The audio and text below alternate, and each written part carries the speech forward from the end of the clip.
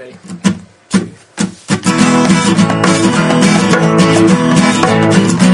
It's the Drunk Tank Podcast with Gus and Jeff and Bernie and Joel and Matt and other people like Gavino.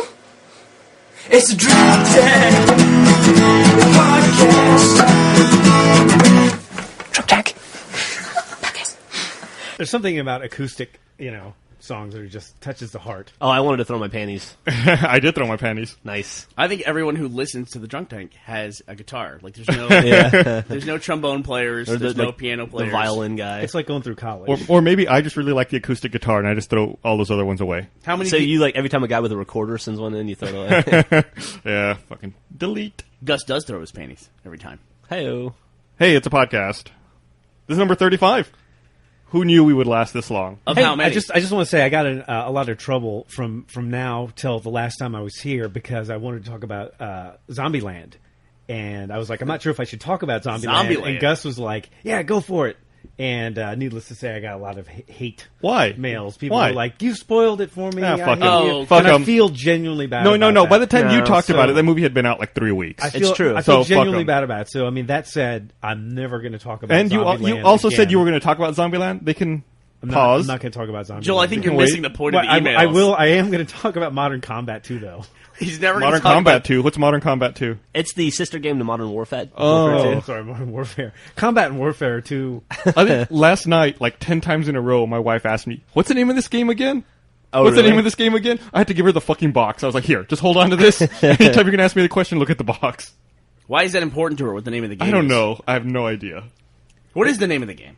Call of Duty Modern Warfare 2. It's not Call of Duty 6 Modern Warfare 2? No. It should be called no. Call of Duty Kick Fucking Asshole. Yeah. All over the neighborhood is what it should be called because the game is awesome. Why did it say asshole? I know, really. It's take it to a really creepy level. Yeah. Not kick ass, kick asshole. Yeah, brown shoes now. It's good. It's good to have a specific. I think point. have you played it all yet, Bernie? Or are you still Nope. a little busy? I Okay. have, actually, I can kind of sit out this discussion because I'm not a Modern Warfare fan, I wouldn't say. Everyone else in the world seems to love these games. Why? No, it's not that I don't like them. It's just like I don't like. I'm really looking forward to Left 4 Dead 2 next week, and I have a copy of Modern Warfare. I will play it, but the last one that came out, which everyone loved and was the #1 most played game on the Xbox 360 so far, probably. I never played a single round of multiplayer on that. I have 1,000 points in that game. I got them all in one weekend, and then I was done with the game. You know, I don't Multiplayer think- in that game is great too. I think. I don't think I played any multiplayer of Call of Duty Modern Warfare either. I think I played it like 2 or 3 months after it came out, and my rationale was everyone's really good at this game now. I'm not gonna Yeah. subject myself to that. Yeah. Yeah, but why didn't you play multiplayer? There's one reason you didn't play multiplayer. Because of Halo 3. No. No achievements. No achievements. Oh. You'd have played the shit out of multiplayer if it had achievements. I would But have it- felt it- obligated to, yeah. Yeah. And it's a good multiplayer. It's very super deep, and it has like a reward system that I think pretty much works. Yeah, it's got a leveling system too, Yeah. kind of similar to Halo. It Yeah. seems pretty cool. Don't you but unlock better weapons as you get better? Yes. Yeah. That seems like an... It- You it's a also little- get like points you can spend for doing good things in the game. Absolutely. And playing well. And the point you're about to make is just a little unfair, is what you're about to say. Maybe for someone who's just jumping in versus Yeah, give the but, level I 50 mean, a bazooka. It's okay. It's not as bad as you think. I didn't feel that way at all. Like when we were playing it when we had the challenge last year, Finch was in town and he was playing multiplayer, and I sat down and I played a couple levels, and I was no good, and I was still able to like unlock helicopter strikes and all that shit. I will tell you that it's like amazing when you first start playing the game, and then if you're actually able to kill one of these guys, it's like a super high level, and grab his weapon, and then you get used to his weapon that's got like a laser scope, and blah, blah, blah. It's hard to go back. So you can pick up the stuff that these people drop? Absolutely, but it's not, you don't spawn with it, so it's That's cool.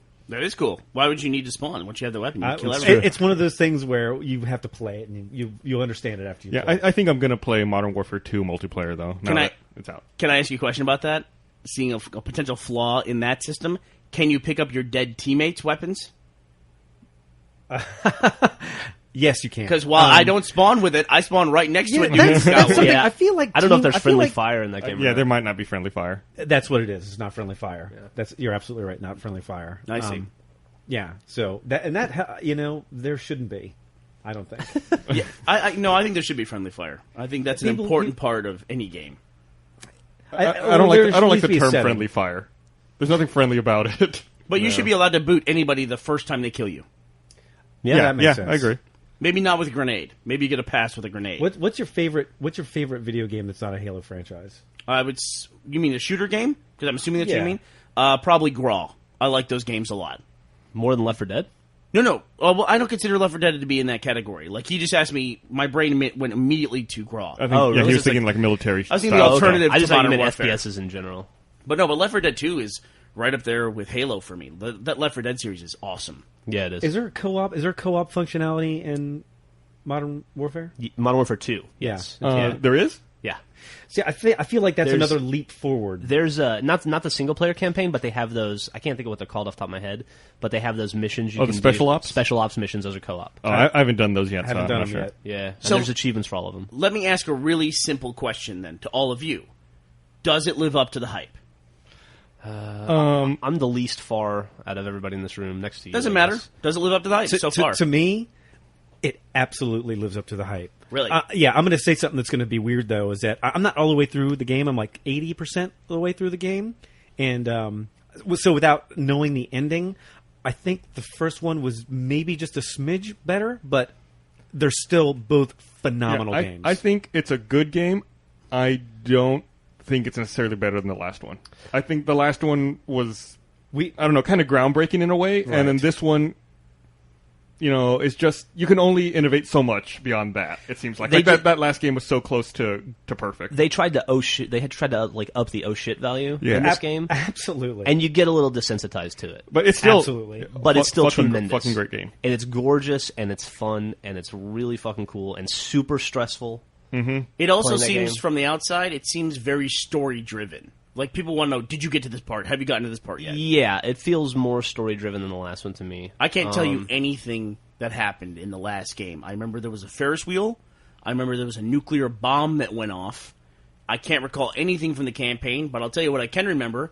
I can tell you every single inch of that plane in the Mile High Fuck Club yeah, dude. achievement. Because I ran that thing about 250 times. Yeah, I can still see. I probably ran it. I did not get through it as quickly as you. I probably ran it 400 times, and I can still see it in my head. To Pretty this much day. straight. Yeah.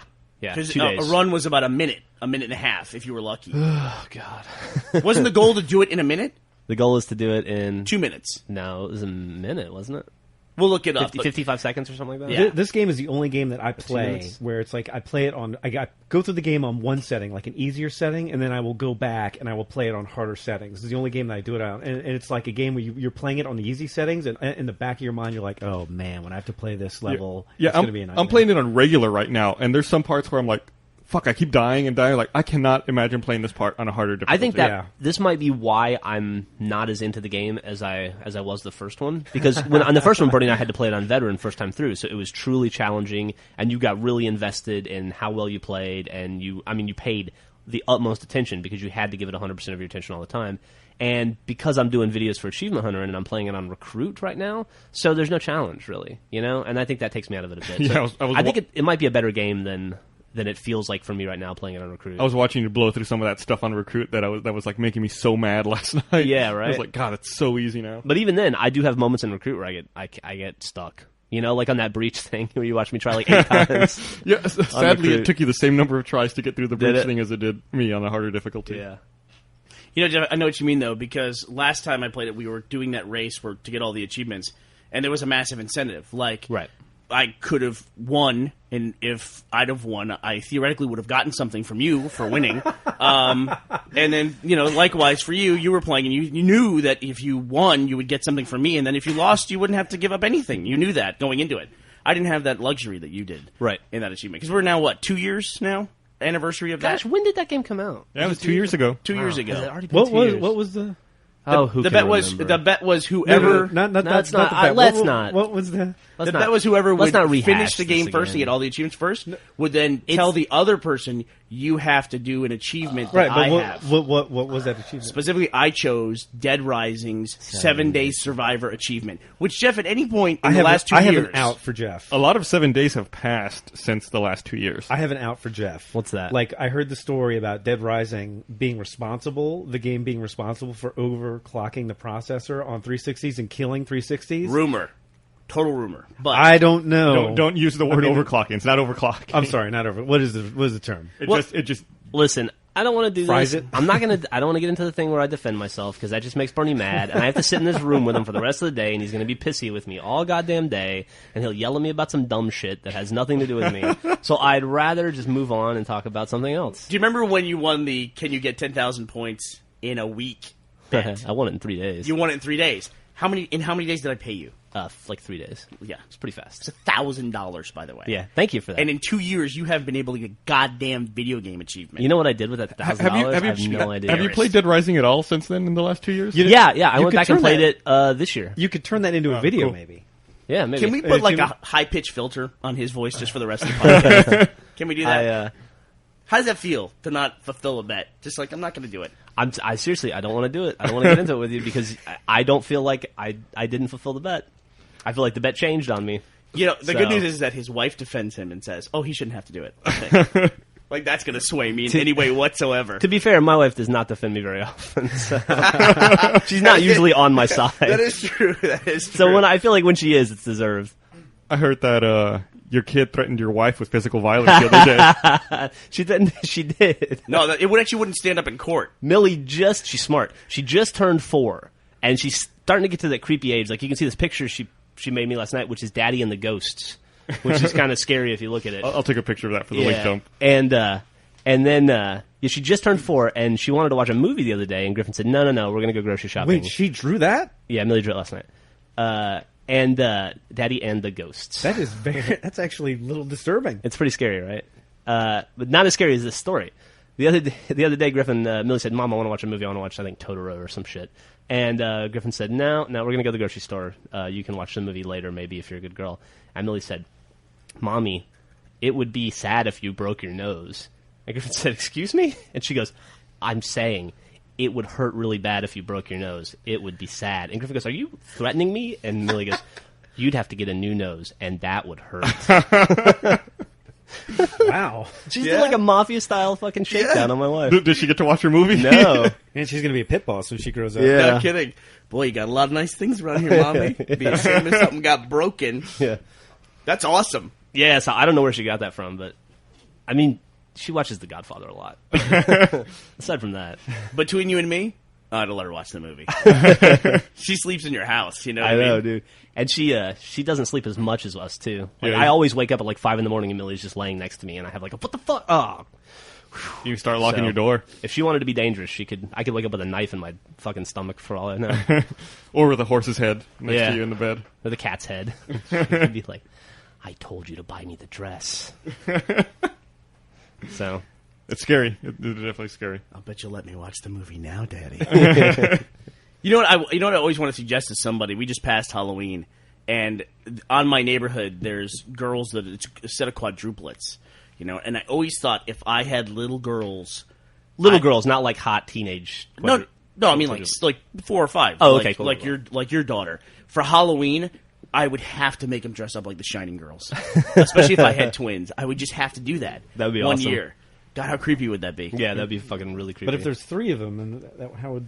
Well, you know, you can let the other ones be strawberry shortcake and have normal childhoods. You know, while Dad creeps out the entire neighborhood, just stand in the window and stare at everybody. Nice.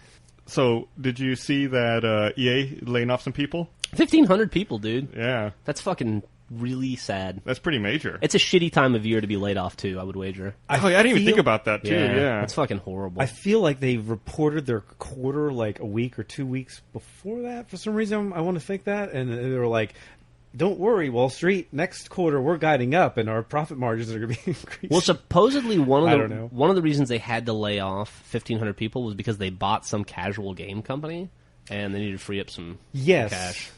$250 million for, what was it, Joy Walk or something? I've never heard of the company. Yeah, it does it does games for like Facebook and Twitter and this, that, and the other thing. Yeah. And they're talking about this now. Like a lot of developers are saying, you know, if there's not $1 million development of a game for like an iPhone going on right now, it will happen soon.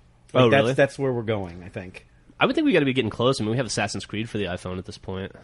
I think a That lot of must have been dollars are expensive. flowing into that space.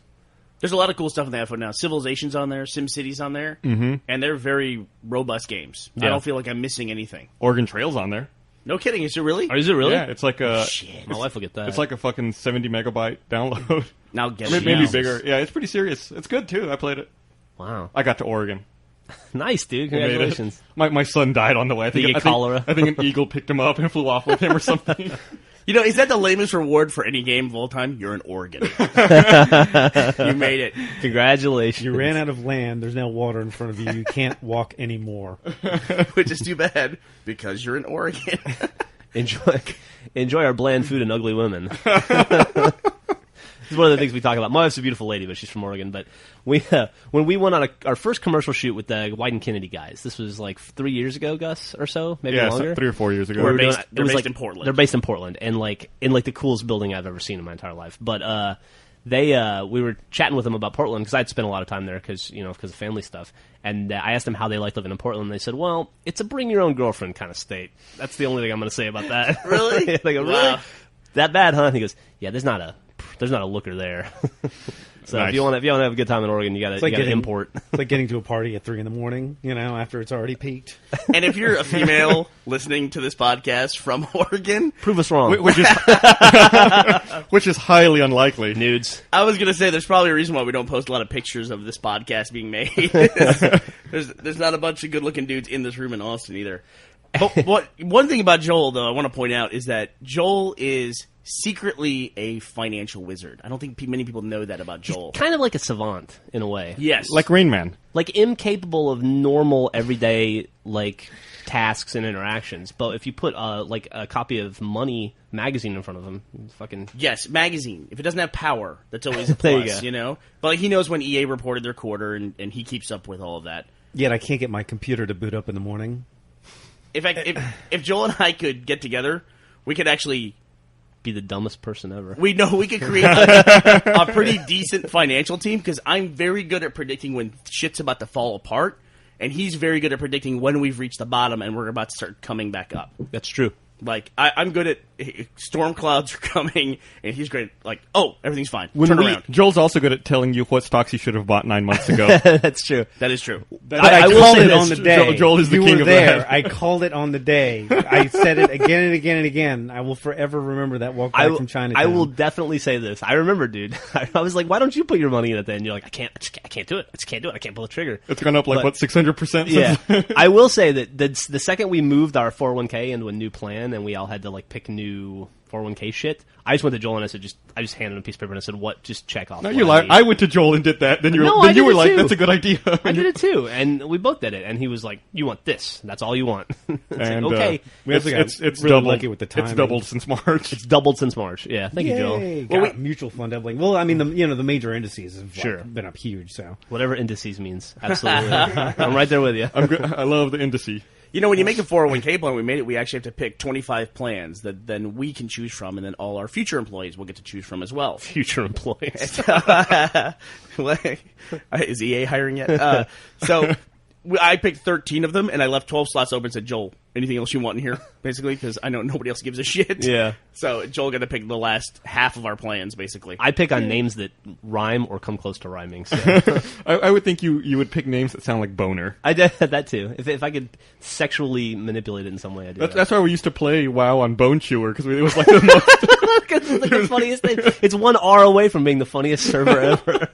You know, also, when we sent out the prospectus for all the different plans, I'm pretty sure that Jeff was picking his based on the cover art. The hotter the chick, the more money, right? That's an excellent point. Yeah. Hot chicks are attracted to money. Look how We all big know those that. fake boobs are. It was totally Those weren't depending free. on the cover of the prospectus what the happy retired people were doing. Like, if they were at home, not so cool. If they were out, on a beach, Jeff was like, that's way better. I gotta pick that one. I don't want to be 60 and looking at my laptop or garden. That's retarded. I want to play shuffleboard. I'm going to go with those guys.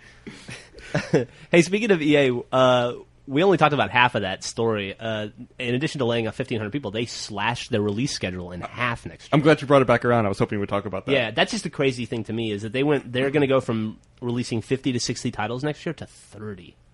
Well, where's EA at right now, right? I mean, it's like the Madden franchise, like that didn't do very well, right? No, Madden's done really well this year. It has. It has done It well. rebounded in the second month and it did did? really well. It's up like 3% over last year's Madden. How did Brutal Legend do? Brutal Legend, I don't know. I don't know how. I know Madden disappointed on the Wii, but I mean that's Yeah, but that's no surprise. Did they ever settle that weird lawsuit about Brutal Legend? Yeah, I think so. And also, it was Brutal Legend. Yeah, they did because they couldn't have released the game until they settled it. What lawsuit's that?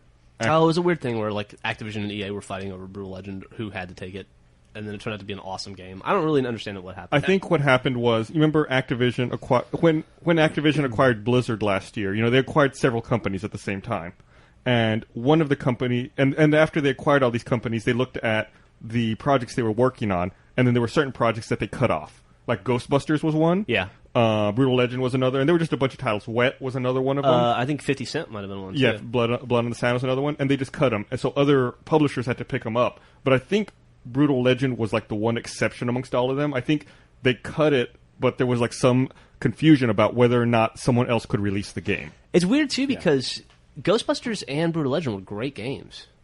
You know, I really enjoyed Ghostbusters, and Brutal Legend is just fucking tremendous. I thought it was great. I hope there's a Brutal Legend too. I wish that all video games had stories that well written and engrossing. You know, you get spoiled by stuff like that. And it had like humor to it, and it was funny, and it was like not. It's like everything's so heavy. Like Call of Duty's heavy, heavy, heavy. Brutal Legend wasn't heavy. No, not at all. You know, it's like nice. It's a show your friend who doesn't play video games kind of game. I should clarify what I said. Activision didn't acquire Blizzard. Activision and Blizzard merged. Right. Yeah. You know, I think that video games are getting more and more like movies all the time, and that's what you just said right there is the way video games are, or excuse me, the way movies are. If it's not based on an existing franchise or an adaptation of a movie or a remake or something like that, It's like hard to launch, right? It's very hard to get out there. It's like you almost have to have a name associated with it or whatever. Like with Brutal Legend. That's probably why they tied Jack Black to it. Right. Yeah, it's a real shame because especially EA, who had such a bad reputation for such a long time, the last 2 or 3 years has done, I think, a really good job of producing some pretty, groundbreaking and innovative games. I mean, Brutal Legend is unlike anything you've played before. Mirror's Edge was awesome. Dead Space was really cool. They've had some good new IP. It seems like a lot of the game industry is just rehashing and making sequels. Yeah, but it's good to see the new properties out there. Speaking of rehashing sequels, I heard they're rebooting the Medal of Honor franchise now. Yeah, I saw that rumor. I haven't read the story. I didn't know what the deal is. I heard that there's going to be details in the months ahead. Yeah. Why wouldn't you? Why wouldn't you do that? Yeah, sure.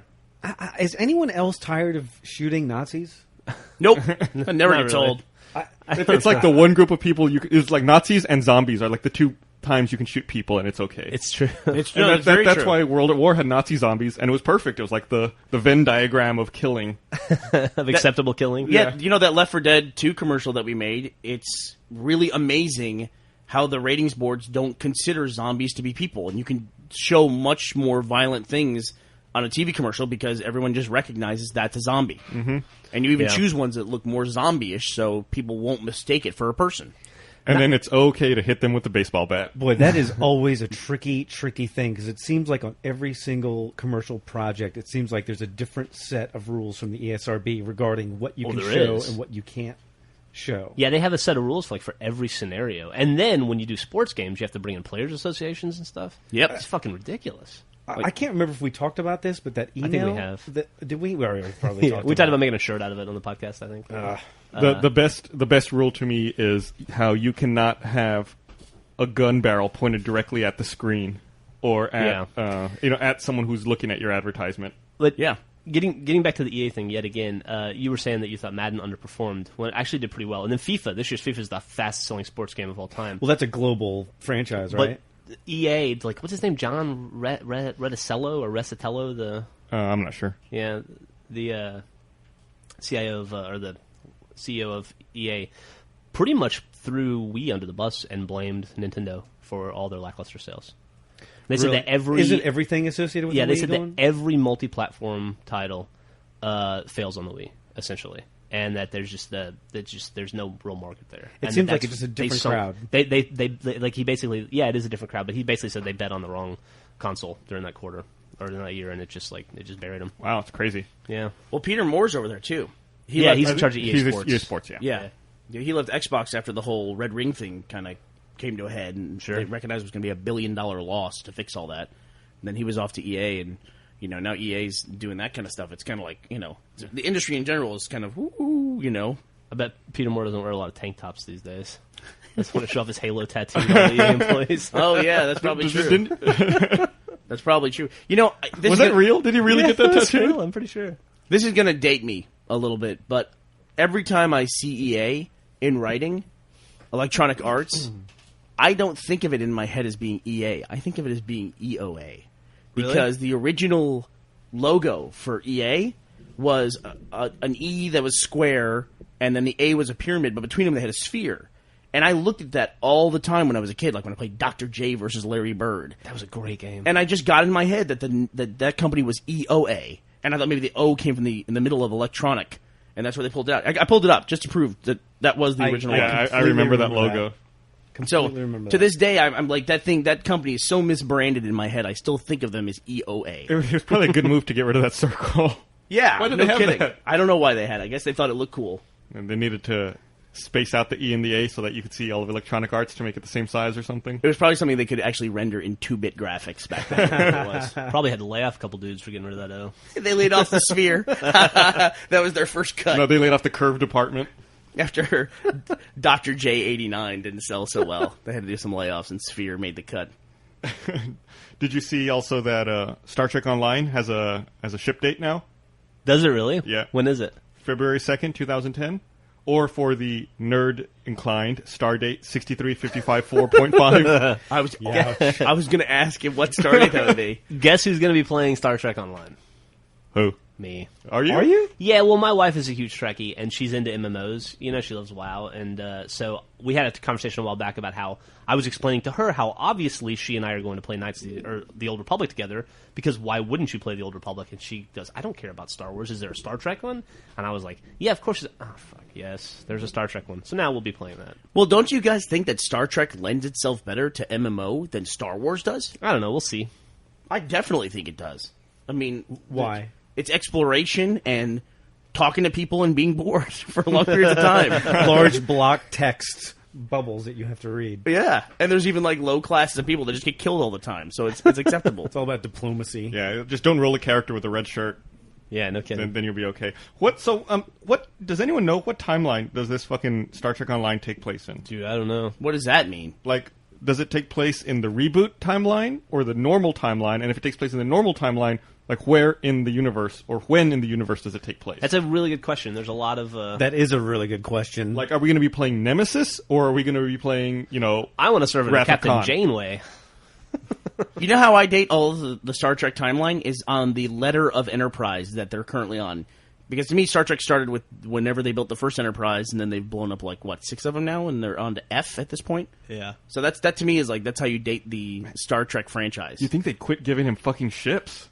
You think you'd stop building Enterprise? I mean, how much money is that? It's like, you did what again? Oh, god damn it. Got another loss this quarter. Yeah, you don't know what the lifespan of those things are. It could be a long time. Where the hell do you get the materials to build all those goddamn ships? Those things are huge. Hey, especially when you can't invade planets and take their resources, you have to negotiate and be diplomats and play nice with them. That's very true. And if they don't have warp technology, you can't interfere. That's the main thing that I'm surprised no one, everyone talks about that latest Star Trek movie and was like, oh, it was a good movie or whatever, but it's like that little caveat at the end where they change everything. It was awesome, right? That was great. It's just confusing. It's just no, it's totally not. Fine.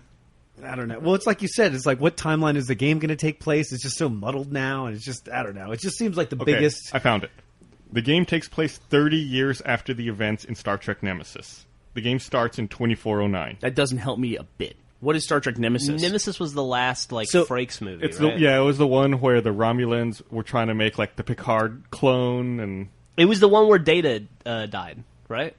Is that a spoiler for a 4-year-old movie? I'm sorry. I think it might be older. It was the one where Data committed suicide to save the ship. Yeah. It was cool. So Data will not be in the Star Trek MMO. It's a great... If you guys watch the movie, look out for the scene where Data kills himself. It's really cool. So, I'm gonna lay some money down. I'll put a bet with you guys right now. I'm gonna say within about a month of the launch, either before or after Star Trek Online, that Fox News will run some kind of story about how it's socialist propaganda to indoctrinate people. What is the impact of playing in the Star Trek universe? I cannot wait to hear what Fox News has to say about Modern Warfare 2. Oh, really? I mean, there's a level, and again, if you haven't played the game, this is like level 2. So if you haven't played the game, this is your own fault.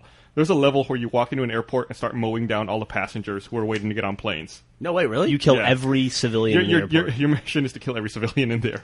And I've never seen a game where you just see hordes of people just getting mowed down. Yeah, like when you first put the game in your Xbox, it pops up a warning and it's like, there is shocking imagery in this game. Do you wish to have the option to skip it?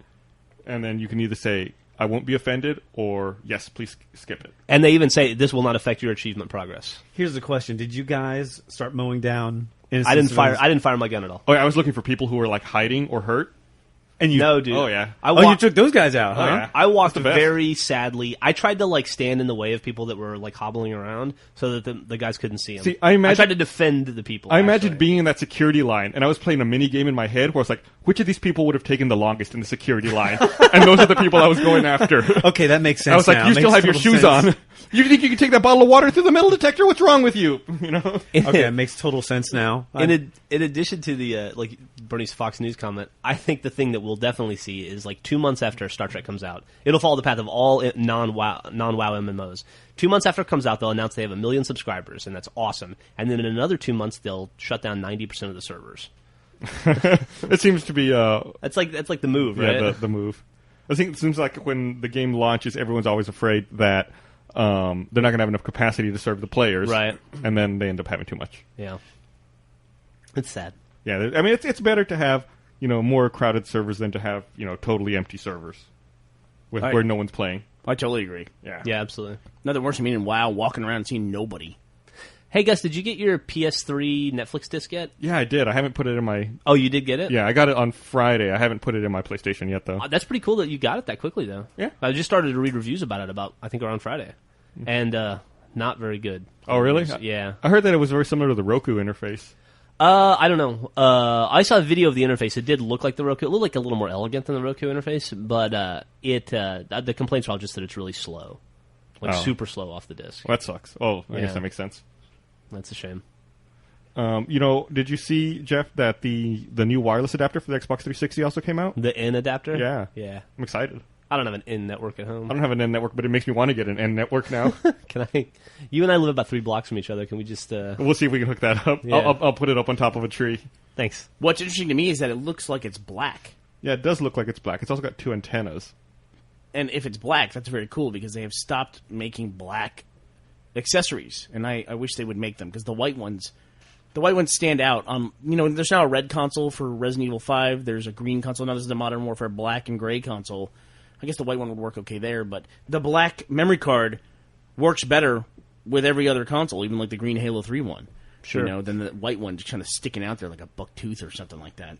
And there's white chat pads that don't go with the controllers anymore. Yeah, it's annoying. Yeah. You feel the same way about your tacos, don't you? Oh, that blackjack taco? Oh, God. I made these guys all try those black tacos, and they were squishy and disgusting. So if you're a fan of Taco Bell, you might want to skip that. I don't know what Monterey Jack sauce is. I don't know what that is. If you're a fan of your body, you might want to skip it. Yeah. If you live in Portland, don't worry about it. Or if you live in Oregon, don't worry about it. Eat all you want. Now we're going to alienate everybody who lives in Oregon. This is great, too, because I'm probably going to end up retiring to Oregon someday and end up living in Portland for the rest of my life. Nah, don't do that. Don't retire where your wife's from, because... Well, she's from Corvallis, but Portland's 3 hours away. I have a little bit of experience of, moving back where my wife is from. Oh, yeah. They're not that interested after about 5 minutes. Luckily, I like Portland. And it's not like there's a lot of hot chicks to distract me, so... I'd like to retire to Australia. Yeah? I love Australia. I love Australia, too. I'm starting to lean more towards New Zealand, personally. I want to go to Scotland. Bernie and Joel and I went to Scotland for a while back, and I didn't want to leave. That was the most chill place I've ever been in. So my I guess life. once we're done and once we all retire, we're all going to move to the furthest corners of the earth away Pretty from much. each other.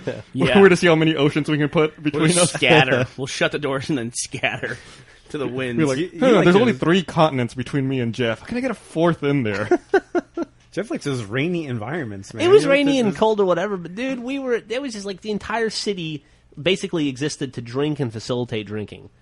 Do you remember that? The one thing I remember about and that... the crepe trucks, the crepes and hot dogs, Come on, dude. I could eat that every day for the rest of my life. The best hot dog I've ever had in my life was in Scotland and was served by a guy from, I think, Bosnia. Absolutely. And it was awesome. Yeah.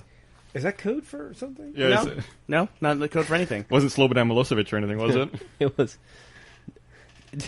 Was it? It might have been. It's disgusting.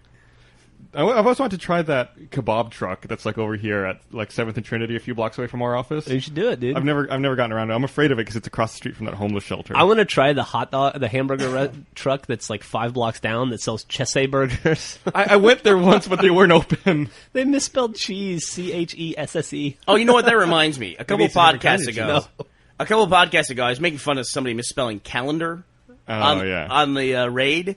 And the way I said it was they spelled it D-A-R, calendar. But that wasn't what they spelled wrong. It was they spelled calendar CALANDAR.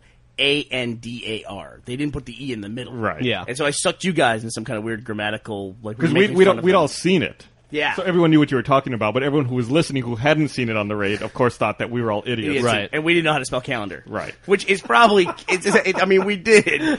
That is pretty accurate. We were all like laughing. Ha ha, calendar. And, meanwhile, Brandon's out there misspelling everything he types onto the server.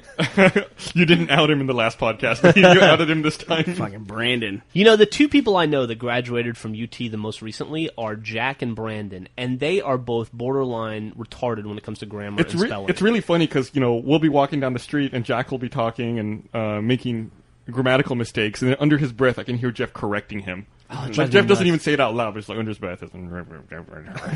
It just drives me nuts. Those two guys, it's the first time in my life that I've noticed generational differences that come up in different conversation. Like we got involved in the whole Yankees winning the World Series conversation, where it's like these guys just don't have any. We got into this big debate about they don't know to hate the Yankees yet. Is that what you're saying? They don't know to hate the Yankees. There's a lot of little stuff. Yeah, that's like that. That'll come with time. But I think I'm done with baseball. By the way. Oh, are you? Yeah. Are you finally convinced that it's fixed? You know what? There are so many overwhelming problems with baseball. It's like, first of all, the more you watch baseball, if you watch baseball and you're a fan of baseball and you're serious about it, you'll discover that at some point you're going to be watching what happens in the off season more than what takes place on the field, because I've come to realize what occurs in the off-season means 1,000,000 times more than what happens on the field. Hey, I'm going to go to lunch. Do you guys want me to pick you up anything? I know Joel will be going for about 2 hours on this. Can I just say, Joel, really quickly, as a fellow baseball fan, I think the biggest problem with you in baseball, honestly, is that you're a Rangers fan. It's I mean, that doesn't help. It's awful. It's like... Well, it's like they've created a sport where whoever spends the most money wins the games. It's like WWE wrestling. I'm a French Army fan, I only date women that have kids already. One day it's going to work out for me. Now you're singling out single mothers. I love it. Well, they put out. This will make you happy. This will make you really happy then, Joel. Have you guys seen what Sammy Sosa's doing? They have to he's doing the Michael Jackson. What is the story with that? he's pretty now. Yeah. Look at this. Look at Sammy Sosa, Joel. Look at him. Holy shit. And he swears he's not bleaching his skin. But look who he's standing next to. I don't know who he's standing next to. An incredibly hot girl. And she looks confused as shit in that picture. That's Sammy Sosa also, Joel. Yeah. That's the next that was step. you're looking at the old Sammy Sosa. The hot girl's the new one. That's the after. That hot chick, that's Mark McGuire. That's a whole different story. I would never say that to his face. Oh, Jesus, no. You're going to get steroid punched. That is frightening. What's going on? What's going on there? It's just age and a lot of money. You just kind of go nuts. Sure. I think you have to. I think that's part of the process. I think if you have too much money and too much time on your hand, you just go crazy. Yeah, what do you do to entertain yourself when you have everything in the world at your fingertips? You got to get into some freaky shit. Dude, as long as he goes that route and not like the Steve McNair route where he ends up dating psycho girls that fucking murder him, It sucks. Way to kill the mood Yeah, of the no podcast. shit. Oh, I'm sorry. Are you guys really sad about Steve McNair dying? There's a big Steve McNair fan group here. Joel's disillusioned with baseball. I got disillusioned with pro football years ago because I grew up as a Houston Oilers fan, which is really a lot like being a French Army fan. And then, as far as I know, the Houston Oilers are the only franchise in the history of professional sports to be bought and then completely dissolved, and they're gone. Like, that didn't happen to the Cleveland Browns. They even made steps to make sure that didn't happen to the Sonics when they moved to Oklahoma. Yep. Oklahoma. But I mean, football has a salary cap, right? I don't care. I don't watch pro football anymore. Care. I couldn't care less about pro football. Why would you care about pro football when you've got the national championship of UT and Alabama coming up in a couple months? How awesome is that going to be? It's going to be great. I'm excited. It's going to make for some interesting. We're finally going to have sports talk on the podcast. I know it's going to be really fun. You think the Bama's going to make it by Florida? I hope so. I don't know. We'll see. Florida beat us last year. I think I'd like to see. I'd like to see a Bama UT national championship. I'm actually, and this doesn't mean much to you guys, but I'm actually more worried about Auburn than Florida. At this point. No, that makes sense. The final game of the season. It's a rivalry game, right? It is the rivalry game. Yeah. We beat LSU. If we could beat LSU, I think we could probably beat Florida. Well, I just hope UT can somehow get through the rest of its schedule without slipping to number 10. Nah, we can on the rankings. Well, somehow. Well, there is A&M still. Yeah, I don't get it. I mean, you guys whipped the shit out of Central Florida, right? Yeah, right. Why didn't that count? What a killer schedule Texas has this year. Well, I mean, we did go against 3 teams that were in the top 25, right? I mean, Oklahoma State was number 14 when we to be fair, there have been 70 teams in the top 25 this year. That's a good point. And Oklahoma's not even in the top 25 now, and that was our biggest game of the year. I mean, it's one of those things where at the time they were overrated. Well, no, at the time they had Bradford in, and then we hit Bradford, and then Bradford went out of the game, and then Bradford being their quarterback, we had him back. They had him back. I mean, he literally was in after being out for several games. And we took him out in the first 2 plays of the game. If Bradford's in their lineup, they're higher ranked than if he's not. Yeah, well, they might have won some more games, including probably the Texas game. Honestly, I mean that was a pretty close game. It's true. Oh snap! I mean, let's be honest. That's good. Texas' schedule this year sucks. I'm a Texas fan. It sucks. I don't want to watch the team play University of Central Florida. No offense if you're an Oregon woman that goes to University of Central Florida. I just don't want to see that. I agree with you completely. I want to see us play Ohio State. I agree with you completely, but it's not enough for us to get unranked out of the top 3. We're not unranked out of the top 3. Who's going to unrank us? TCU? Not going to happen. Iowa? Boo-hoo. Not going to happen. You guys are number 2 in the AP still, I think, right? Yeah, ahead of Alabama. Great. So we're going to win the Sports Writers Championship. Well, that's a third of the BCS ranking. Well, it's enough to get you to the national championship to play a good team. Yeah. It will be. I mean, as long as you guys stay undefeated, you're playing either Florida or Alabama. That's going to be the national championship. That's going to be the story at the end of the day. Is that Texas will essentially be rewarded for having this horrible patsy schedule. Now, granted, we can't affect the conference that we're in. A&M should be better. Oklahoma should be better. Nebraska and Colorado should be better. They're just not. What the fuck happened in Nebraska? They totally dissolved. They were a powerhouse for a while, and then they're gone. Same with University of Miami. Remember? I mean, they went 4 years. They went 4 seasons without being beaten. You're talking about Miami, Florida? Yeah. Yeah, dude. Fucking Miami. Hurricanes, right? The last national championship Alabama won was against Miami in the Sugar Bowl, 92 or 93. I mean, that team, to me... They were unstoppable back in the early 90s. Yeah. Notre Dame just lost to Navy this last week. Navy's going to a bowl. They got the first bowl bid, I think, right? Man, is that right? I hate Notre Dame. Do you? God, dude. It's how do you have a mediocre team and yet you have, a contract with NBC? Yeah, that's the thing. I hate that NBC has a deal with them. It's like, oh, awesome. I get to watch mediocre football every Saturday on NBC. They signed that contract decades ago. I mean, they signed that in the early 90s, I think. And it was a bad move on NBC's part. They locked up the rights to Notre Dame football. They thought, well, this team's so great right now, they got to be great forever. Who Brandon Tartikoff probably made that call, right? It's who makes that call? I don't know, probably a Notre Dame alum, honestly. Yeah. Good call. Wants to see his team play. Did you go on Jenga Jam last night? No, I didn't go on, but I was attending Jenga Jam while they talked about RVBTO, the Red versus Blue fan event that takes place every year in Toronto, and they're already laying the groundwork for the next one, which will be, I think, sometime in July of next year. Anything interesting come out of it? I don't know. I mean, I know a lot about RVBTO already, but I think a lot more people got to learn about it. They sound super organized, which is great. I was listening to it this morning before we started our podcast. Obo Crazy had a news item about, I guess, some Russian coach for a Counter-Strike team, I guess obviously in Russia, was trying to train his players to concentrate on the game, so he hired strippers. Oh, I saw that on... Wait, what? It was on Destructoid. I saw the images on Destructoid. Yeah, he hired strippers to dance around and try to distract the players away from their game. I heard Lawrence Taylor used to do stuff like that to the opposition or whatever. It would send them hookers in the middle of the night. Lawrence Taylor just got arrested the other day. What a shock! For what? He got in a car accident. It was a suspected DUI. I think actually being Lawrence Taylor is a jailable offense, isn't it? Just walking around as LT. I wonder if he still has enough like residual drugs in his system where he tests positive. He to this is day. one of the most entertaining figures in the history of sports, though. You gotta love Lawrence Taylor. He was great in Tecmo Bowl. Yeah, he was. He was great in Tecmo Bowl. I loved it. Bertie has a great Lawrence Taylor story about the day he took out Joe Theismann. Now, I don't know if the story is true, but this is a story I always heard about Joe Theismann.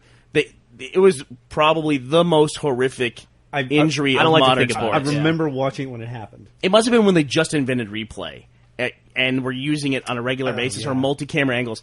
They showed essentially both bones in this guy's calf break. Joe Theismann. He was tackled by Lawrence Taylor, and you just got to watch his leg crumple inside of his uniform. Bend a really wrong way. Yeah, and they showed it from every angle over and over and over again. They were really just horrific about it. And Lawrence Taylor was kneeling next to him and just... Because Lawrence Taylor did it. Yeah, because Lawrence Taylor did it, sacked him and did it. And he's there crying, and Joe Theismann apparently was just yelling because he's screaming, "You can't keep me out of this game, I'll be back, I'll be back." And Lawrence Taylor was, really demure. It's apparently saying, "Oh man, I'm so sorry, I hope you'll be better, I'm praying for you," all this stuff. And then Joe Theismann's getting on the stretcher, and he's like, "I'll be back, I'll be back, I'll be back." And apparently, I guess Lawrence Taylor just reached his limit of shit talking for Joe Theismann, and Joe Theismann goes, "I'll be back," and Lawrence Taylor said, "Not today, you won't." As he's being stretchered away to the ambulance. That's a horrible video. That's funny too, because that might be the worst football injury I've ever seen. I mean, that was a potent. I mean, when you see a leg break, I don't know. Did you see that Pop Warner video the other day? Oh, the kid getting leveled? That was fucked up. Oh, when they hit head to head. I'm so glad I have a daughter. Man, those are bad coaches. Both those kids lowered their heads like battering rams in a drill and hit each other. I did not see that. No, it's like two 6 or 7 year old kids, and there was, and then one of the dads must have posted that online. Like it's a good hit. Yeah, it's really sad. There was something that happened this weekend with a college football player where he dove into the end zone and landed on his head, and the moment he comes out of it, it's like his body is like frozen almost. It's like his limbs just go like... Does he go like knocked out boxer where he's like still trying to punch on the ground? Kinda, and it's just that's so not disturbing cool to see that, I saw a dude that he leapt to go in the end zone. Did we talk about Reggie Bush flying 6 yards? Fuck, dude, that was in mid-stride? Awesome. Yeah. No, did we talk about that? I don't think we talked about it, but not only did he do it, he did it like he was just fucking skipping. He was like big step. Yeah. I'm going to take a big step from the 6-yard line. It's like, it looks like a water puddle. I'll just hop over that. Yeah, he scored a touchdown. 6-yard water puddle. Who are they playing? It was the Saints versus... I think there's somebody in the white helmet, but I can't think of it. I don't think it was the Cardinals. Anyway, yeah, it was an amazing, amazing play. This has got to be the most macho podcast in the history. Here we go, baby. We're talking about sports finally. I saw a hit that happened. I saw the replay of it where a guy went to dive into the end zone, and we've all seen that play where that helicopter, the Miami Dolphin guy gets hit and he does the helicopter. Yeah. Right, Well, this was a weird set of circumstances, and you see the whole thing get set up where he gets hit in his legs, and he jumps as he gets hit in his legs, so he kind of tilts to the right, and then some other linebacker just comes up and hits him. I'm not kidding. He hit him 12 feet up into the air. Really? It was just, you wonder why. And when you see it, you're like, how come this doesn't happen more often? The guy's got to launch straight up in the air because 3 people hit him in a row, and it just all that force. He ends up 12 feet in the air, and he landed flat on his back in the end zone, and he was out after it happened. It was pretty crazy. Wow. You're going to have a lot of fun link dumping this week, guys. Yeah, I'll have to find all these videos. Jesus. Matt needs to incorporate that into the gameplay. But the craziest injury that I've ever heard of, though, in sports is still the guy, and I don't know who it was. He was, I want to say he was a lineman, and he was blinded by the ref. Oh, right. The ref threw a flag, and it just so happened it came down into his helmet, and the weight hit him in the eye and blinded him permanently. I remember watching that game when it happened. Like the lineman grabs a flag and like throws it on the ground and like goes after the ref. And at the time, you're thinking, "Geez, what an asshole! Why is he going after the ref?" And then like 2 years later, you read the story. You picked up the story about how he's in his 7th eye surgery. And his career is over, and just like it really messed him up. It's like that hockey player who got his fucking throat slit by a skate. Right. That was horrible. That was fucked up. One of the craziest ones I'd ever seen, the sports injury, was when Moises Alou broke his ankle. Do you remember that? That was like in '94 or so. I don't remember when Moises Alou broke his ankle. Yeah, he was like running. I think he was in the outfield, and he was running to catch a fly ball, and his foot got caught in the turf, and he fell down, and his ankle was like, instead of being like this, was like this and up. His toe was pointing this way, Just to demonstrate what Gus is doing, he's saying like this, and he's showing a normal foot, and like this, he's showing something that's horrific. I'll find the video, and you can see it. Joel, you might remember this. Who was the pitcher in the mid-'90s who was pitching a game and threw a ball so hard he broke his arm mid-throw, and they found out he broke it because he had cancer in the arm? Do you remember that? I remember that guy, and then he healed and made a comeback. And then they won the pennant to go to the World Series, and he re-broke his arm in the celebration. Yeah. How sad is that, dude? Yeah, I remember that. There's no way I remember the name, but I totally remember that He was a pretty story. decent pitcher back then, too. I can't remember who it was. Yeah. I guess hopefully we'll find out in the link dump. I remember Abbott, the guy that had one, who was a pitcher that had Jeff one Abbott? No, it was Jim Abbott, wasn't it? Was it Jim Abbott? Jim Abbott? The worst sports injuries, by far, have got to be the weightlifting accidents.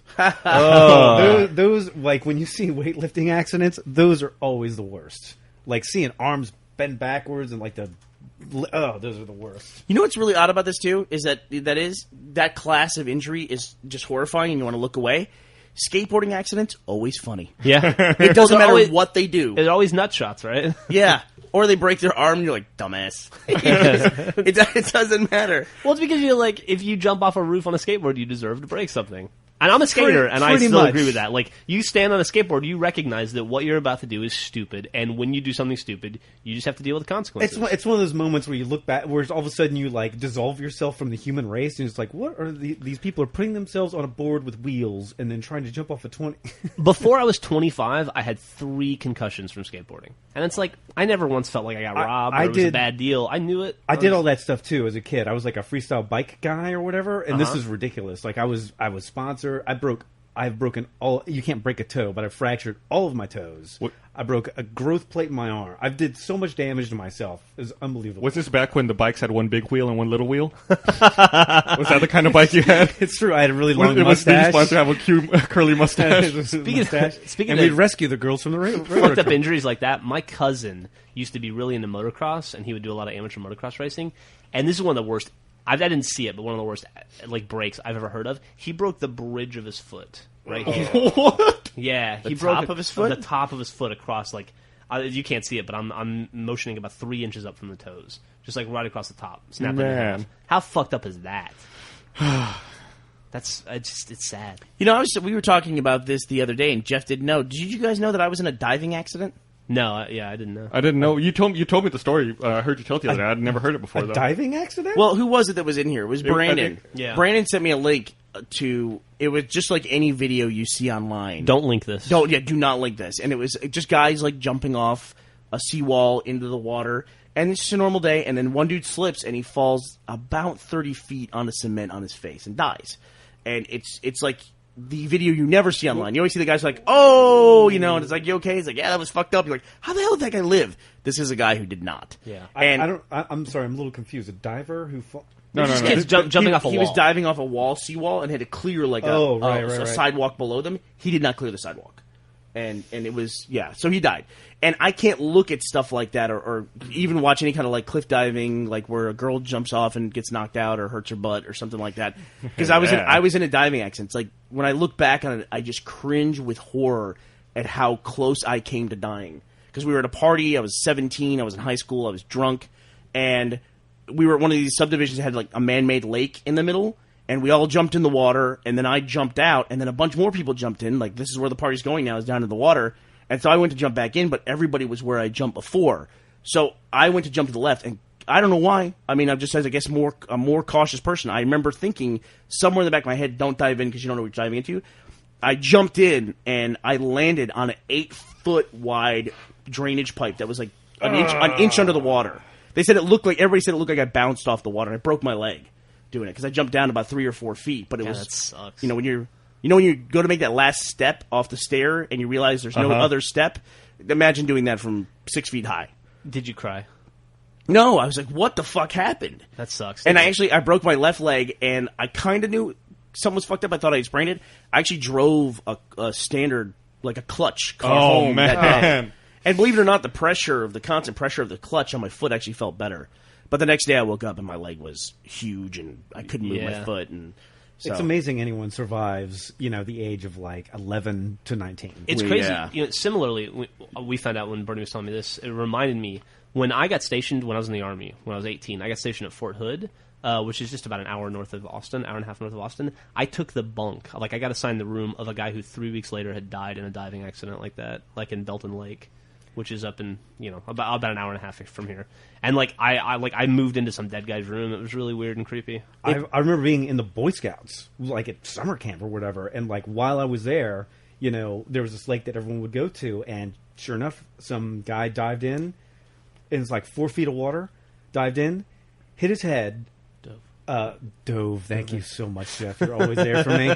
And no one was around. He was unconscious, and he was like laying, face down in the water for a couple of minutes. And someone, saw the body, and they came and rushed him. And the guy he was paralyzed from the neck down for the rest of his life. Dude. And it's just it's horrible. That and motorcycles, number one cause of paralysis. So the moral of this podcast is to never play sports and never dive into anything. And the thing that I always say, always want to point out.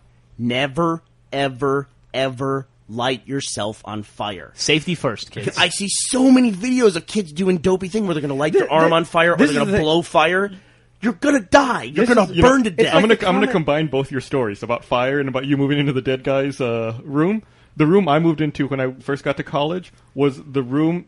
The previous guy who lived in my room had burned down the pub at my college. Is that true, really? Yeah. He got convicted of arson and had to go to prison because he burned down the fucking Did you get to have, like, all A's that semester? Wow, that's pretty Speaking of, crazy. all right, I'll go one up on that. I had to sit next to a kid in math class in 8th grade, or 7th grade when I moved to New Orleans, or the outskirts of New Orleans, which is a fucked up place to live.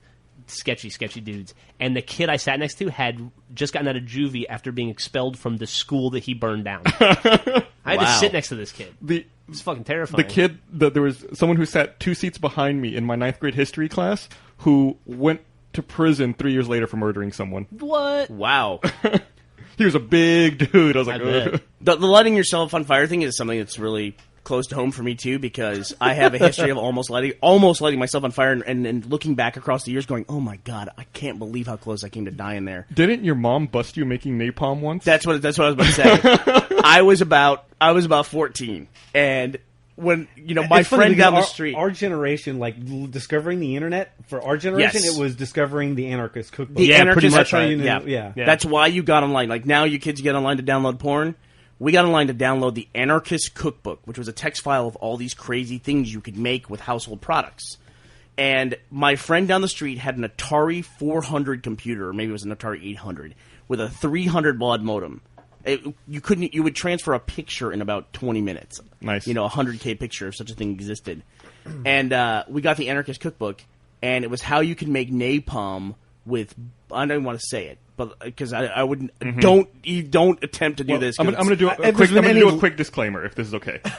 You shouldn't look for this anymore because as time's gone on, people have created modified versions of this file with stuff in there that's wrong and that will kill you. Really? Yeah. So, like the file that exists now is not the same file we saw back then. So you'll mix 2 chemicals and you'll die of like chlorine gas. Right. Yeah. So, I mean, please do not look for this thing. Just stay at home and don't do anything. Don't click on the link in the link dump that Gus is going to put up. Kids, what we're saying is watch porn. Yeah. It's way Just cooler. really play the guitar and watch porn. That's it. No, Jack off, have fun. It's like what you said earlier. It's like I wonder if it's getting worse because we're getting conditioned where all you see is videos on the internet of like something going horribly wrong, but guess what? I survived. And it's like, no. It's amazing amount of people get hit by cars and survive. But let me finish telling this real quick. What I did was, so one of the steps in this was I had to boil a gallon of gasoline on the stove. Okay, and I was not a really dumb kid. I mean, clearly I'm dumber than average if I'm boiling gasoline. But I knew we had an electric range and we didn't have open flames and that it could make fumes. So I had a fan going and was blowing. And then my parents were gone, so I started boiling about a quarter of a gallon of gasoline in a pot on the stove. I'm serious, boiling it. And my mom comes home, and she said the whole place smelled like a mechanic shop because you're boiling gasoline. And I ran it out the back door, this pot of gasoline, and put it outside. And she came out. She goes, "What are you doing?" And she was just like crying, like, mortified. What? I don't understand what this is. And I tried to calm her down, explain the science behind it and all this. And my dad, who was a physicist, she said, get home right now. You have to talk to this kid. He's a maniac. So my dad comes home. They sent me the kitchen table. I tried to explain to him what I was doing. and that I didn't think it was dangerous because while it made fumes, there was no open flames, and you couldn't ignite the gasoline unless there was an open flame. And my mom's crying, and my dad goes, well, technically, he is correct. So That's definitely like your dad. Now my dad is in as much trouble as I am. But, I mean, I now know from everything I know about appliances and everything, any one of those appliances in that kitchen could cause a spark. Yeah. And I would have just been 98% burned across my whole body in 1 second. Gas the is story like wouldn't be nearly as funny. Gas is the worst thing ever. It reminds me, I was very bored growing up in Alabama, and so I used to huff a lot of gas. And really, I could never have told. Yeah, no, tons. And when I was in the Army, But your grammar I is hope impeccable. my mother doesn't listen to this podcast. Anyway, so I was in the Army. I was between schools when I was in journalism school. And they would send us every morning to go out and do details, which would be like, you would just go into this room and they'd go, hey, you're going to cut the grass today. Hey, you're going to move some lumber. You're going to buff a floor. And one day they go, hey, it's winter. This is in Indiana in like November. And they go, hey, it's winter. It's time to empty out all the gas all of the lawnmowers on this entire base. You can do that by yourself. And they put me in a room with like 30 lawnmowers, and I was responsible for siphoning the gas out of it and then into cans for the winter. And I was like, best day of my life. So I started huffing gas, and I got so high and so fucked up, I threw up all over myself and passed out, and they had to rush me to the hospital. And I was like, I guess I just got overcome by fumes. To this day, that might be the first time I've ever told that story, that I actually was, like, when they were rushing me to the hospital in the back of a pickup truck, it was actually because I was huffing gas. It's almost like environmentalism. It's like, forget going green. It's just like, we need to get gasoline out of the hands of everybody. Yeah. Yeah. We just got to take it out of the scenario. I wonder if one day we'll say, like, do you remember we had to stop and fill our cars with fluid? Like, that won't make any sense to us No, at I mean, all. when you think about it, it's like, when you think about it, let me get this straight. We're going to have these machines that have highly flammable tanks, and we're going to put it a couple feet away from sparks. Yeah, and then on every street corner, we're going to have giant tanks of the same highly flammable... Not only that, but the flammable fluid you're putting in your vehicle powers your vehicle because your vehicle's constantly exploding. Constantly exploding. Yeah, 4 explosions every cycle. If it, an 8-cylinder engine. 4 to 8 explosions typically. That anarchist cookbook reminds me of how much the world has changed in like the last 15 years or so. Because in my high school, everybody had the anarchist cookbook, and we all played around with it and stuff, right? And it reminds me, like, in the 9th grade one time, I got in trouble because I was sitting in the second row, and this kid went up to talk to the teacher. I was in the first row, and the kid went up to talk to my teacher, who I fucking despised. And I pantsed him in front of her, and his dick fell out on her table, and it was like a whole thing, and I had to go to like get some counseling morally and stuff. And I kept it from my parents. I still don't think they know. Anyway, and so the This is a teacher great got me in podcast trouble. for your mom. They don't listen to the podcast. I from that day on, I was really mad at that teacher. And one day she started saying something to me, and I got pissed. And I was kind of a smartass in high school, and I was like, you know what? I've seen The Terminator, and Michael Bain taught me how to make pipe bombs, and I have the anarchist cookbook. I can blow your... And I said, I know what your car looks like, and I know where you live. I can follow you home and blow your house up one day. And she goes, go sit in the back of the room. If you did that today, like threatened to blow a teacher up with a pipe bomb, you'd be in jail for the rest of your life. You mean Gitmo? Yeah, you'd be in that's Gitmo. fucking terrorism. In like 1989, not a big deal. No, dude, that's... Now you hear kids will wear like Scottish kilts to school with like ceremonial knives and the belt buckle that are like historically accurate, and they get like expelled. I threatened to blow a teacher in her car up, and then nothing happened. That's pretty freaking crazy, Jeff. I mean, that's a really crazy story. I would not have been able to say that to anybody at any point. Well, don't ever piss me off. It's funny. That's pretty wacky. Yeah, you don't grab me as that guy at all, which is just goes back I was to being a smart ass. I don't think she took me seriously. You know what happened to me when I was a kid? Jeff's like that. Jeff's been like that his whole life, by the way. Anyway, go ahead. I went to a high Been like school what? in D.C. Maniac. And when I was at the high school, a gunman came to my high school and held up the principal. And I can't remember this day if anyone died, but it happened at my high school. Dude, yeah. And at Lake Braddock in Washington, D.C. And I remember, like, the FBI came and hordes of police came. This school was huge. It was from 7th to 12th grade, so it was a huge school. So it had all sections off. And I remember, like, the school went into lockdown, and like the different classrooms were like locked down, and then like cops would come, and like certain classes were able to like get out of the school, and like the cops would escort you in line, you get out of school, and then certain people were like trapped there till like 10 at night or whatever. Maybe I just went to a shitty school, because when I was in the 11th grade, we had a shootout, and a kid got shot in the leg in first period in the hallway, and I didn't get to go home. They didn't even stop classes. It was a normal like day. at the time, like it happened. At the time, these things happened, but there was no CNN. Yeah, I guess Right. that's true. Yeah. Like, do you remember bomb threats? There's a thing Oh, where yeah. somebody had a test and they call in a bomb threat to the school. Yeah. Yeah. Like, that was a normal thing. If you called in a bomb threat to a school today, that would be black helicopters swarming. Yeah. Whenever there was a bomb threat at my high school, like we'd walk out and then we'd walk like literally like there's like a driveway where you like I guess parents could come and drop off their kids, and we'd like walk to the other side of the driveway like 30 feet from the school, and I was like, this is the stupidest thing ever. And everybody knew it was stupid. Yeah, and I walked over to the principal and I was like, if there really was a bomb in there, stepping 30 feet away from the building is not going to do anything for us. Yeah. It's just an exercise in liability, essentially. Yeah. That reminds me of another time in the 10th grade. I sat next to this girl in math class, and she got called to the principal's office, and I was like, oh, you fucking trouble. And she came back 10 minutes later, and I go, what was it? And she goes, my dad makes me carry a gun, and I put it on the floorboard of my car, and I guess one of the teachers saw it, and I had to explain it. Yeah, that happened in my school. Had to explain that happened it. in my was high it. school. She didn't have to, like, remove the gun or anything. She just had to explain why there was a gun in her car. In the parking lot of the school. In the parking lot of school. It's It's a funny very because different world. we say these stories, and at the time that they happened, like I remember the time that happened, like the school invasion or whatever. To me and to everyone around me, this is fantastic. This is awesome. It's a holiday. We're gonna have a good time. Something interesting. Good times. Our principal could be shot. Who holds Whatever. up a It's principal? celebration.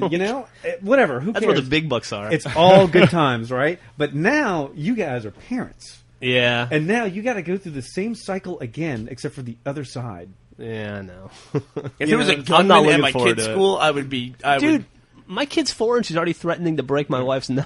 Yeah, That's- I'm in for bad times. Yeah, even I grew up like in a small town, and like a kid showed up once with a gun and tried to shoot someone else, and they fought, and the gun went off and like shot a hole in the ceiling, and it was like, all right, she got expelled. But Back to class. Anyway, it was like there's 2 female students. She got expelled, but other Two than that, it was- female students? Yeah, it was like, all You right, know- everyone go back to class. I mean, honestly, probably stuff like that still happens to this day. I guess. And the person gets expelled, and we just don't hear about it because nothing came of it. We just hear about the ridiculous stuff. But Jeff, I mean, you were genuinely, as a kid, you were a maniac. Because you were... How old were you when... Was it elementary school... When your mom, his mom... No, this is Jeff's in elementary school. So think about this. I was like 3rd grade. Third grade, 8 years old. His mom's friend came to pick him up because his mom had to work late because she's a nice working lady. So She's a her dental assistant. Her friend agreed to come pick up young Jeff. So this woman that Jeff sees every day shows up and says, "Oh, I'm so-and-so's friend. I'm here to pick up Jeff today." The teacher says, "Okay, Jeff, you know her, right?" And Jeff goes, "I've never seen her before in my life. This lady's trying to kidnap me."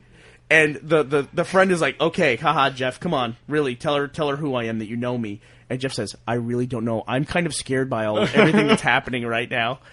It got worse because eventually they got me to agree that I knew her, but then I said that the reason I'd lied was because she touched me.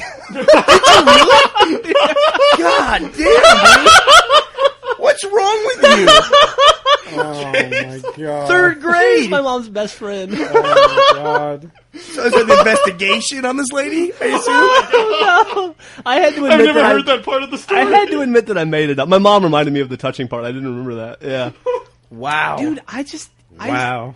come on. You guys never did stuff like that when you were a kid just to have fun? Jesus.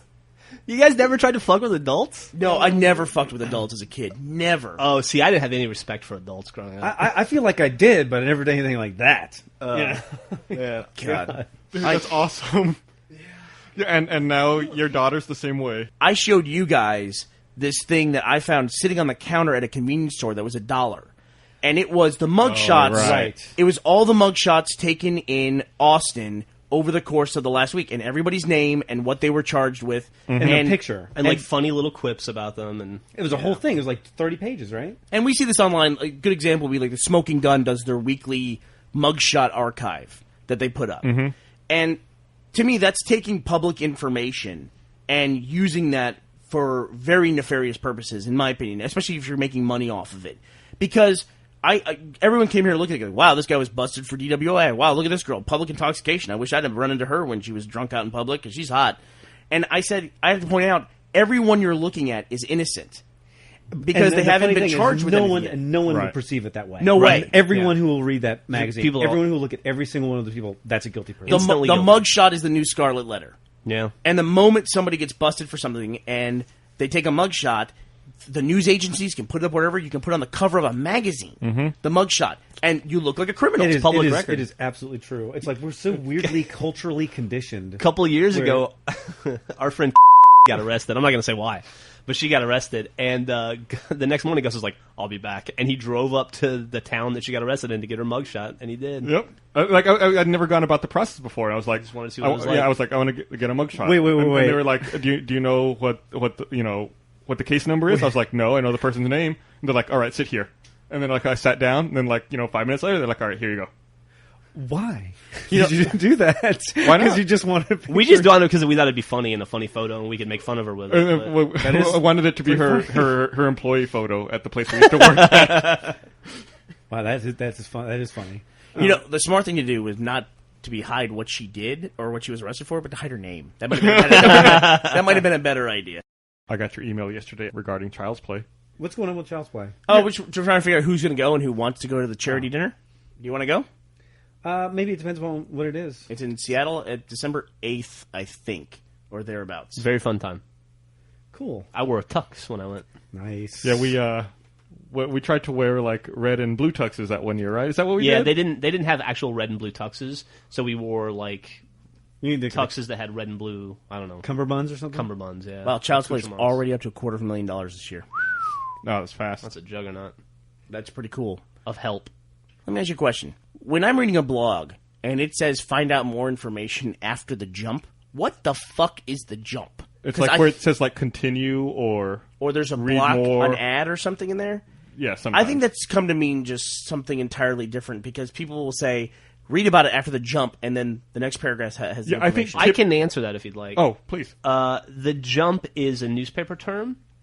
So, when you read an article above the fold on the front page of a newspaper, you're only going to read the first 4 or 5 paragraphs, and then you jump to page 6. It'll say, continued on page 6. That's called a jump. That's right. And so people are just using that terminology for the internet when you get, an abbreviated news post, and then you have to click on it to go to the next page. I always thought it was when there's, an abbreviated news post on the front page, and you click, read more, and it loads, the page with the whole story. Yeah, that's the jump. It's newspaper terminology.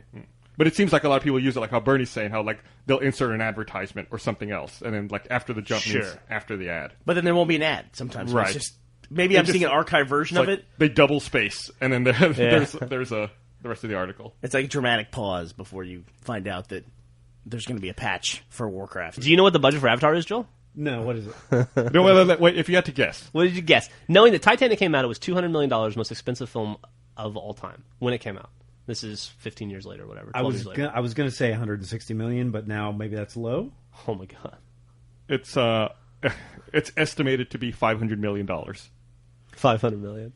That seems impossible to me. But that number, they're rolling global marketing into that number as well. Well, they should. I mean, yeah, which they did for Titanic too. Yeah, $100 million. Yep. It seems like you should just. I mean, I feel like I should go to the theater and just have an orgasm while watching. The second highest grossing film of all time is The Dark Knight. It made $520 million. It would barely have made money. If James Cameron Avatar is the second highest grossing film of all time, it would clear 4% profit or something. And that figure, they're also figuring in money that Cameron's put in out of pocket and all the money that's actually being used to make. They say that the official budget will probably turn out to be $260 million. That's not a real budget, though. Yeah, but it's a big pocket. Yeah. I mean, if you can make it that much of a difference. Although, I gotta say, it'd be pretty cool to have the number 1 and number 2 highest grossing movie. It'd be pretty fucking cool. Back to back. That trailer's tremendous. So we'll see. $500 million buys you effects that I've seen. The Avatar creatures don't look good to me. I think you'll be surprised when you see it in the film, in the big screen. I hate saying this, but I'm really excited to see that movie on the IMAX in 3D. Yeah, I am too. I know that's so gimmicky, and I know I hate 3D. No, I mean, I'm excited to see anything on IMAX, just because it's it should look cool with the effects or whatever, but I'm the story, Really? Did you see the latest trailer that kind of explains the story? I thought it was awesome. It came out 2 weeks ago. Maybe I haven't. Pretty cool. Yeah, we talked about it last week. Yeah, we talked about it last week. Yeah. Actually, it might have been Jack in here last week. Yeah, it was Jack in here last week. It's a very cool trailer. Very, very cool. And you get a sense of what the movie's about, and it seems really interesting. I found a really cool thing online while we're talking about fantastical nutty stuff. I found a site called TheBeatlesNeverBrokeUp.com. And it's presented as a story of a guy who is walking his dog in the desert, and something happens, and he has an accident, and he hits his head. And when he wakes up, he's somewhere else. What he's saying is an alternate dimension. Okay. He was in the same place, but in a different dimension. And he went in and talked with somebody. It was an alternate reality. And the guy that he spoke with, they determined that he was from a different timeline as the guy that he was talking to. And in the timeline where he was, the Beatles had never broken up. And that was a big deal. And this guy had mixtapes because they hadn't had CDs either, for whatever reason.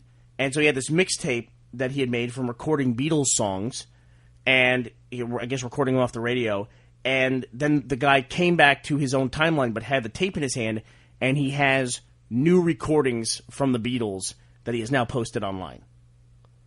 Does that make sense? What? That's the craziest thing I've ever convoluted and crazy. I know what you're saying. So can you listen to these recordings? You can. He posted them all online. Does it sound...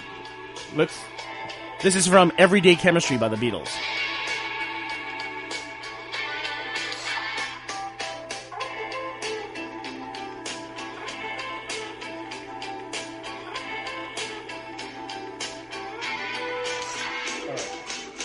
I want to hear audio. Yeah, I want to hear it.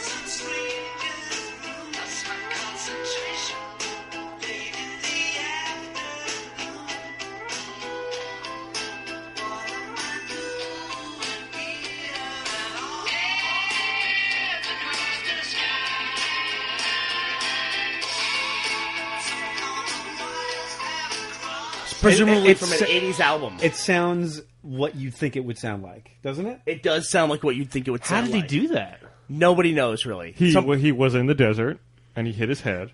Is he still purporting that this is true? Yes, that he's sticking to his story, that this is how he got these songs. I didn't mute my phone, I'm sorry.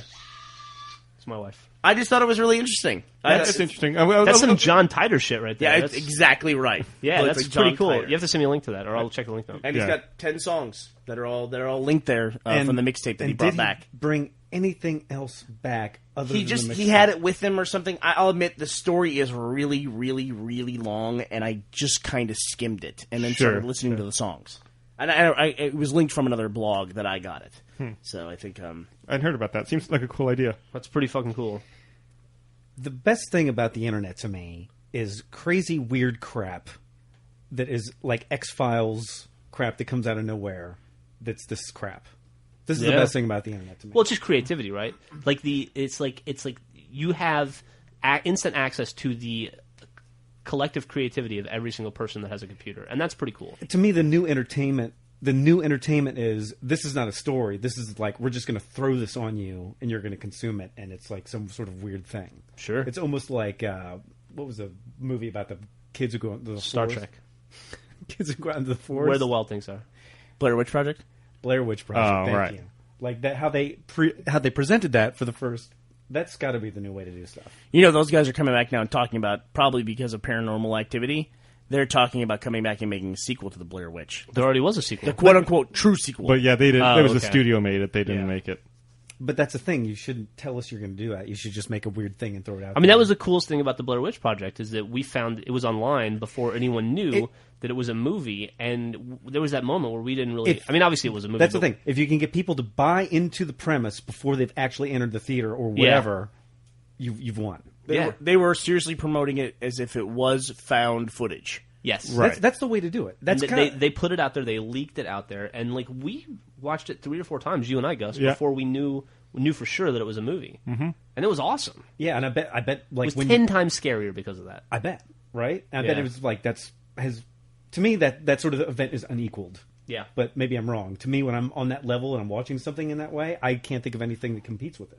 no, absolutely not. It was pretty cool. It was very cool. Pretty cool. And the weird thing about that one to me was, I also remember everyone pirated that movie and watched it. It was on monitors at work at the call center, and I kept trying to tell people to turn it off. And everyone had seen it, but they still lined up around the block to see it when it came out in theaters. Yeah, Yep. That was pretty interesting to me. We saw it on open. Yeah, Jeff and I saw it opening day at the Adobe, and the line, like you said, was out and around the block. It was It's true. crazy. Whatever happened to those people, like Heather Donahue? I mean, were they ever in anything else after that? I don't know. I remember like Heather Donahue being on Leno talking about like her career and things that were coming up, but I don't know if they ever really went anywhere. We should look that up. We should link them to that. What about the guy with the kick that fucking Kicked in the fucking river. Fucking river. That map was useless. Did you see the supposed Halo Reach screenshots that were leaked online? Yeah, they were weird looking. I don't know. How so? What do you mean weird? I don't know. Like the first level to me was like all green and blue, and it looked like it was in a cemetery or something. Oh, I think it was like they were taken with a camera. Yeah, it looks like yeah. It just was hard to make anything out of them. When I first saw those pictures, I was asking myself, I wonder how much of that is just like, I don't know, like they throw up menus or whatever that aren't going to be finalized, or just using old Halo 3 things or whatever. But I don't know. I gotta say, I'm skeptical too. I mean, the fact that Halo Reach screenshots are leaked 1 week before Modern Warfare 2 comes out, I'm skeptical of that. I also if I'm the guy that's going to leak Halo screenshots for a game that's not going to come out for, I don't know, a year or two, or however long it's going to be till that game comes out, I'm not going to put my name on the screenshot. Fucking handwritten, Tom Morello. Yeah. I don't know. I can see Which is also I the can name of a guy from Rage Against the Machine, right? I can see a lot of people doing that, though, because it's like people are so hungry for attention. It's just like, look at me. I don't know how this would have happened anyway. We've been up to Bungie before, and it seems like security's always real tight. Well, what did he say? There was a story behind it. Like, he got, at an MLG event, he got access to it or some bullshit. I don't know. That sounds like bullshit to me. Yeah, Total I don't know. bullshit. Sounds fishy to me. I mean, our experience with Bungie is they don't show anything until they're ready to show it. Yep. And not a second beforehand. And that at some fucking in the back room of some MLG event. Yeah, I don't know. It's interesting. It's really interesting. Yeah, there's a lot of stuff too. There was a Left 4 Dead leak trailer too. The Left 4 Dead 2 one. And I don't know if they've made an official release of that or anything, but you think when something's leaked, they just go, fuck it, let's put out the real one. The only time I buy a leak is if there's some sort of connection with somebody who works there. The only time I buy a leak is if there's a lawsuit involved. There you go. Or if there's like legal action taken. This guy putting his name over the top of it like that, I'm actually surprised more people don't do that, because you look at, say, something like the Wolverine thing, the movie that was leaked a month before Wolverine came out, or 2 months before Wolverine came out. Why do that? Why go to all the trouble to get it, encode it, put it out there, take this work away from the people that are working on it, give it away to everybody else, and then there's no reward for it at all. There's absolutely no purpose to do that. Yeah, but you put obviously you want some kind of accolades, but you put your fucking name on it and you put a bullseye on yourself. Hey, sue me. Yeah, but the prosecute whole system doesn't make sense. I don't understand why people do that in general. Yeah, it doesn't make any sense. You know, it's like lighting yourself on fire. It's like, what's the upside? What is the upside for doing this? I mean, because it's not like all the people who downloaded it are going to come screaming to your defense and help you out when you're in court paying $80,000 for all your lawyers to defend yourself. Well, they will defend you on forums. They'll make a hell of a petition. Well, here's the question. I mean, is this guy going to get sued? Like, will that happen? I don't know. No, I think that's what Gus is saying. It's like, okay, where's the lawsuit or the investigation? Yeah, let's see a legal reaction, then I'll believe it. Yeah, that's a good point. If I mean, no we've legal never seen reaction, it. We've never seen it in the past, right? Have we? Have you known of a case where somebody leaked a game and then got sued? Fuck yeah, dude! Activision just did it. Some dude was selling illegal copies of Call of Duty, Modern Warfare 2, on fucking Craigslist. Activision found out who he was and sent the cops to his house and arrested him. But wait a now minute, they're prosecuting like him. is that? But I mean, in terms of leaking, not selling video game. Like, yeah, but he was selling the game before it came out. I don't know what the deal is with leaking. Yeah, I mean, it's the first thing every video game company makes you do, or at least I've heard they do this, is make you sign these lengthy NDAs. And I'm assuming anyone who comes in contact with the footage would have signed something. Any game. I'm not just talking about Halo Reach or anything like that. You would absolutely think so. And right. So, yeah, so where is it, right? Where's the other shoe? We have yet to see it. It's a mystery. So, I think what we're all saying is we hope this guy goes. It might be up the guy's asshole. They might be kicking him. I just don't think it's real. Brought it back around. I don't buy that it's legitimate in any way. You don't buy the screenshot's real? No, yes, I don't that either. would I think explain it's a it. fake screenshot. That would explain it. Yeah. It's like the old screenshots you saw, like dual wielding swords and stuff like that. Yep. I think it's a Photoshop. And it's done well enough to where it looks like it's taken on a camera. It's not necessarily that it's done well enough. It's that it's low enough fidelity. It's that camera that's kind of shaky and things are out of focus. Exactly. Yeah, I think you're right. I agree with you. And who's to say what that game looks like more than a year out from its release? Right. I don't know when it's coming out. Yeah, like why even Borderlands wasn't even a cell shaded game until like 6 months before it came out, and they had to update all their screenshots and stuff. I wouldn't want to see what Reach looks like right now, because God knows it's going to change 10 times. Yeah. Well, I do remember though that there was somebody who was a Microsoft employee's kid leaked a video of the alpha multiplayer beta for Halo 3. That's how people found out about Last Resort. Yes, and they had that Last Resort firefight I should say Firefighter. That's an actual mode now. But he was playing Slayer on Last Resort and leaked the video, and it had burned on there the employee's name. So the dad got busted, from what I understand, for that whole thing. Or he put his dad in jeopardy of his job, because he wanted to show his buddies that he was playing Halo 3. So dumb. It's the next generation of boiling gasoline on the stove. It is, yeah. It's like all the excuses we hear on our website. Oh, it wasn't me; it was my brother using my account. Boo-hoo. Oh, boo! Yeah, I didn't mean to do it. It was my kid brother. It's funny how there's sort of just 7 general excuses, and then you see those same 7 general excuses again and again. And Kid again. brothers are the scourge of the internet. It's always my kid brother did it, or my so and so just died, and I'm sorry. I'm in a really bad mood because so and so died, and I'm going through a really rough patch. I'm going through tough times. So I thought I'd take it on everyone else anonymously. So I thought I'd send this shock image out. I don't know. We've heard it all Dealing before. with my grief. The thing too is that dad went home and said, "Well, I hope your buddies like the movie you made of Halo 3 because they can buy you Christmas presents this year." Yeah, no shit. Dad's gonna be on the unemployment line. All right. Anything else we had to talk about before we wrap up? I guess not. Oh, you guys didn't see V yet, did you? No. Nope. All right, well, why don't you guys... I'm going to give you guys homework. Go watch V, and then we can talk about it next week. Go watch 3 seasons of Mad Men, since you're giving me that homework. All right, I'll do that. Watch one episode of V, and I'll watch 3 seasons of Mad Men. I have one thing to say about V. It's maybe I should just wait for it. I'll just wait. Sure. For it. Okay. All right. Well, thanks for listening, everyone. Toodles. They're aliens. Spoiler. Oh, shit.